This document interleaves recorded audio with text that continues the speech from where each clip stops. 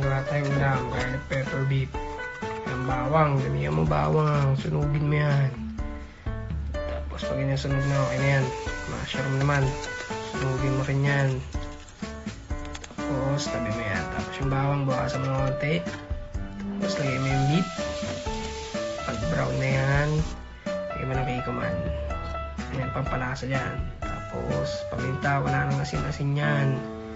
Sili, pag mahilig sa manghang.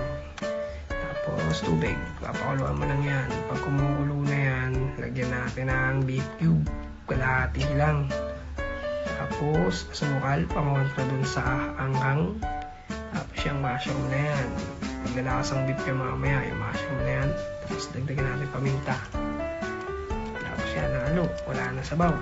Lalagyan natin ng tubig yan, konti na lang kasi patapos na yan eh. Halo-halo lang yung gilid, yung mga nakadikit na lasa-lasa. Tapos okay yan, papalaputin mo na lang yan. Tapos yan na, okay na. Toppings mo ng fried garlic yan. Yan, parang totong na garlic. Tapos okay na, plating na. Tapos yan, tatoppings na ulit. Peng-peng. Itik na natin yan. Pang!